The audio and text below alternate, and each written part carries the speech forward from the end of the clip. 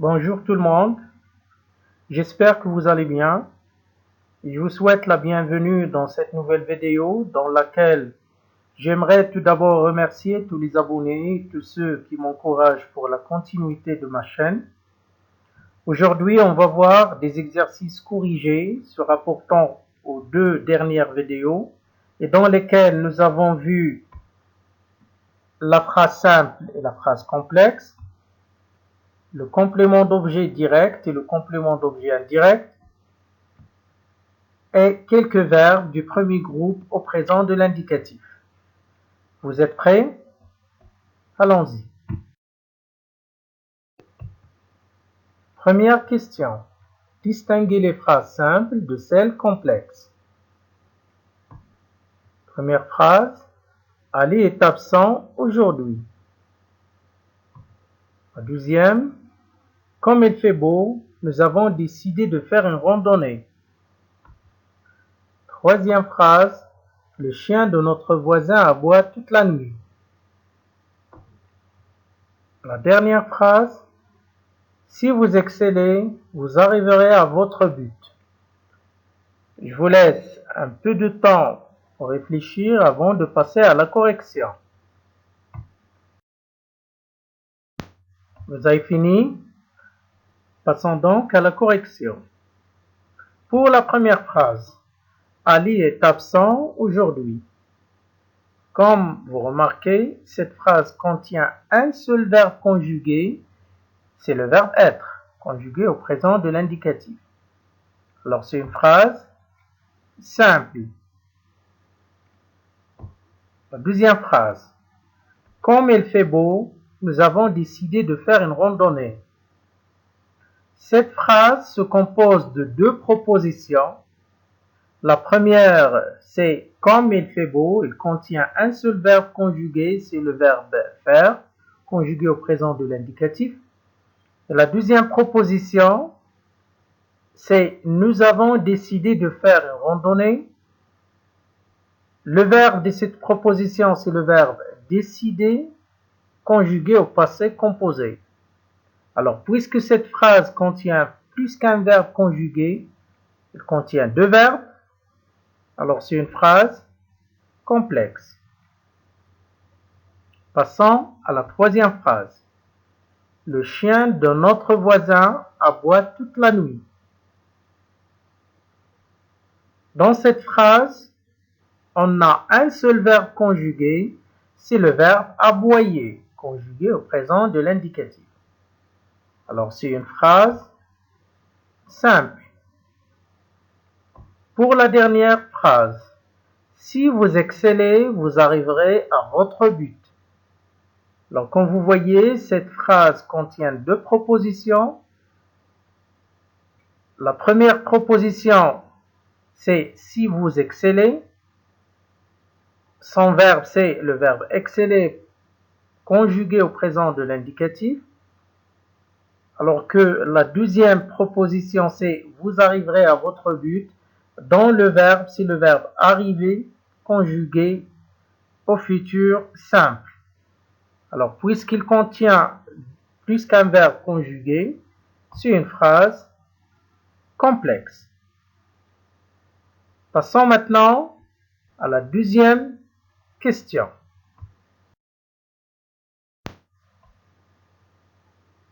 Soulignez le complément d'objet direct en rouge et le complément d'objet indirect en vert. Première phrase. Cette maman raconte des histoires à sa fille. Deuxième phrase. J'ai passé la journée à la forêt. Troisième phrase. Ils se souviennent de leur passé. Quatrième phrase. Vous parlez de vos aventures à vos amis.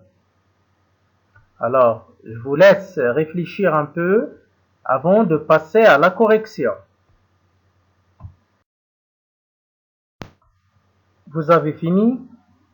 Passons donc à la correction. Pour la première phrase, cette maman raconte des histoires à sa fille. Si on pose la question suivante, cette maman raconte quoi? elle raconte des histoires. Alors, c'est un complément d'objet direct parce qu'il vient directement après le verbe raconter. On repose une autre question. Cette maman raconte des histoires à qui? À sa fille. C'est un complément d'objet indirect parce qu'il vient indirectement après le verbe et plus précisément après la préposition à. Alors c'est un complément d'objet indirect. Pour la deuxième phrase, j'ai passé la journée à la forêt. J'ai passé quoi? La journée.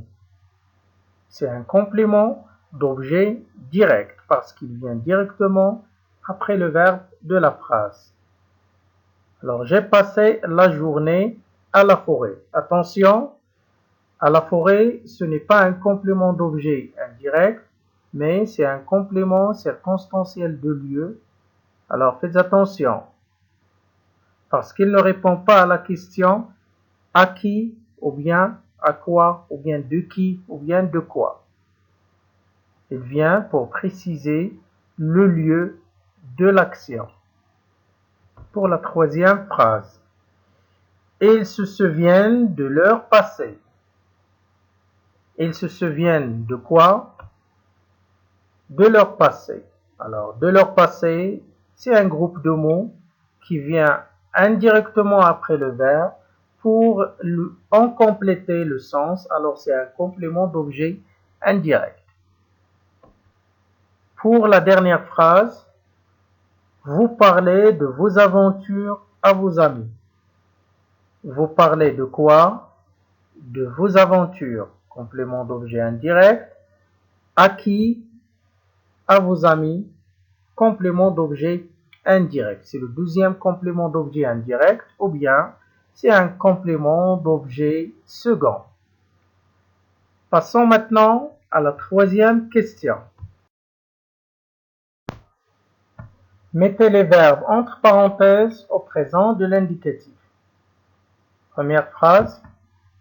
Nous, le verbe penser au pauvre.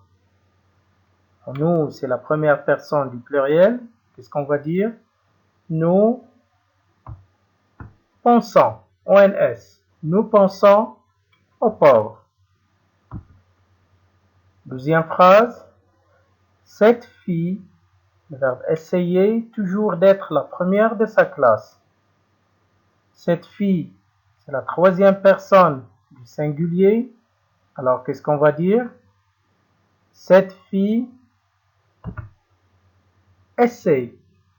Faites attention, on a changé Y par I. Et c'est le cas des trois personnes du singulier et de la troisième personne du pluriel. Alors, cette fille essaie toujours d'être la première de sa classe. Troisième phrase, le bon conducteur, le verbe rouler doucement en ville. Le bon conducteur, c'est la troisième personne du singulier. Alors, qu'est-ce qu'on va dire? C'est très facile. Le bon conducteur roule doucement en ville. La dernière phrase, chaque été, vous, verbe visiter, votre famille à la campagne. C'est un verbe très très facile à conjuguer. Alors, qu'est-ce qu'on dit? Chaque été, vous visitez avec EZ parce que c'est la deuxième personne du pluriel. Chaque été, vous visitez votre famille à la campagne. Alors, notre séance touche à sa fin. Je vous informe que je vous ai laissé des liens en bas de cette vidéo pour accéder directement aux leçons se rapportant à ces exercices. J'invite tous ceux qui ne sont pas encore abonnés à ma chaîne à le faire et à activer la cloche de notification pour avoir toutes les nouveautés. Et à la prochaine séance.